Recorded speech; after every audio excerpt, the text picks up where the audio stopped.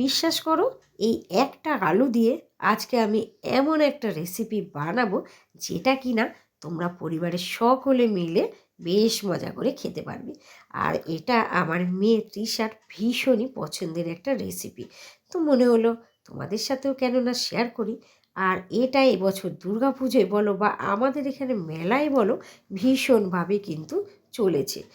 তৃষা তো এটাকে বারবার কিনে কিনে খেয়েছে।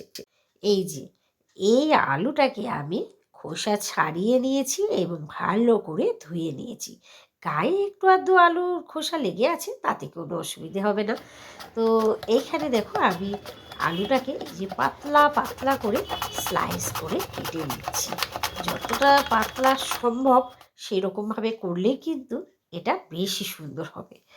তো এরকমভাবে আমি তৃষাকে প্রায় সময় করে দিয়েছি। আজকে মনে হলো যে তোমাদের সাথে শেয়ার করি।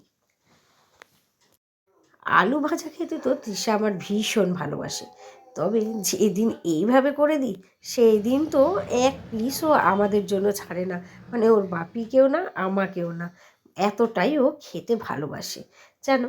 তো এই দেখো কথা বলতে বলতে তো আলুগুলো আমার সব কাটা হয়ে গেছে, আর কতটা পাতলা হয়েছে তোমরা কিন্তু দেখেই বুঝতে পারছো।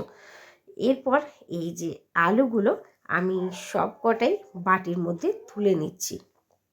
আর এগুলো কিন্তু অবশ্যই খুব ভালোভাবে ধুয়ে নিতে হবে।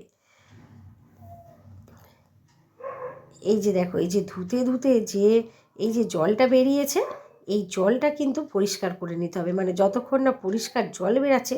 দেখো কতটা পাতলা কাটা হয়েছে আলুগুলো।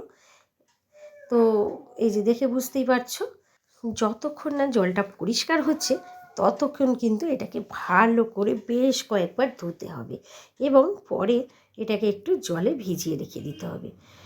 এরপর আমি এইখানে নিয়ে নিলাম কর্নফ্লাওয়ার, আর সাথে দিয়ে দিচ্ছি লঙ্কার গুঁড়ো আর হলুদের গুঁড়ো, আর দিয়ে দিলাম নুন। দিয়ে এটাকে ভালো করে এর সাথে আমি মিশিয়ে নিচ্ছি। এটা কিন্তু এবছর দুর্গাপুজোর সময় খুব ভালো বিক্রি হয়েছে কলকাতাতে। আর আমাদের এখানে মেলার সময়ও তো মানে কি বলবো। এই দেখো এখানে আমি জল দিয়ে এটাকে গুলে নিচ্ছি। তবে দুর্গাপুজোয় যেটা করেছিল সেটা লম্বা স্প্রিং, মানে স্প্রিংভাবে কেটেছিল আলুটাকে, আর আমি এটাকে এরকম পিস পিস করে কেটে নিচ্ছি। কিন্তু ও ব্যাপারটা একই, মানে টেস্ট কিন্তু একই হবে আর কি। এরপর দেখো এইটাকে আমি ভালো করে গুলে নিচ্ছি।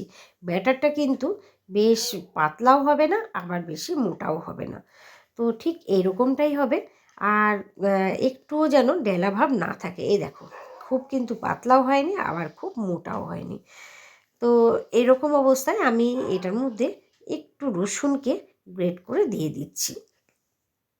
রসুনের গন্ধটা কিন্তু আমার বেশ ভালো লাগে, ওই জন্য যে কোনো জিনিসে একটুখানি রসুন দিয়ে দিলে, মানে নিরামিষের দিনে নয়, অন্যান্য দিনগুলোয় খেতে কিন্তু দারুণ লাগে। একটু ভাজা টাজার মধ্যেও যদি এরকম রসুন গ্রেট করে দেওয়া হয় কিন্তু খুব ভালো লাগে।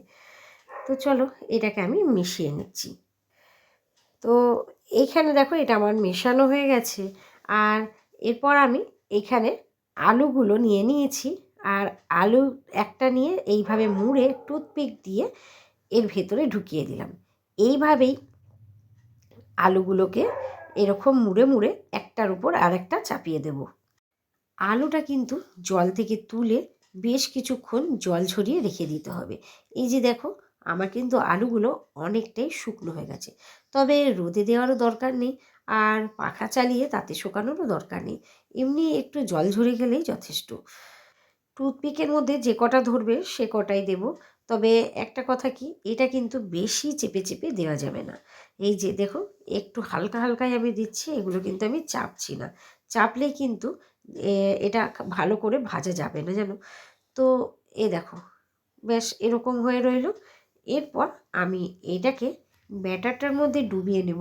তবে এই দেখো ব্যাটারটা যেহেতু আমি আগে থেকে গুলে রেখেছিলাম, সেই জন্য নিচে একটু বসে গেছে কর্নফ্লাওয়ারটা, সেই কারণে একটু ঘেটে নিয়ে তারপর আমি এইটাকে এই যে এইভাবে দেব। আমি কিন্তু ওর মধ্যে ডোবাবো না, এই যে এইরকমভাবে এটাকে দিয়ে দেব।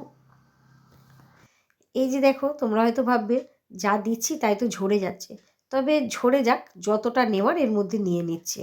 এর থেকে বেশি যদি মোটা হয় তাহলে কিন্তু এটা ভাজার পর নরম হয়ে যেতে পারে। আর এইভাবে করলে কিন্তু এটা নরম হওয়ার ভয়টা থাকবে না।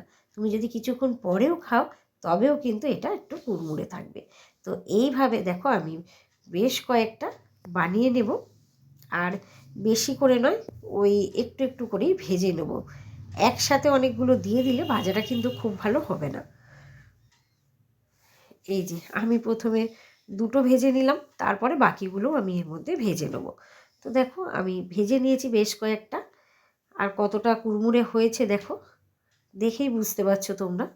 তো ভিডিওটা যদি ভালো লেগে থাকে অবশ্যই চ্যানেলটিকে সাবস্ক্রাইব করে দিয়ে পাশে থাকা বেল আইকনটি বাজিয়ে দিও।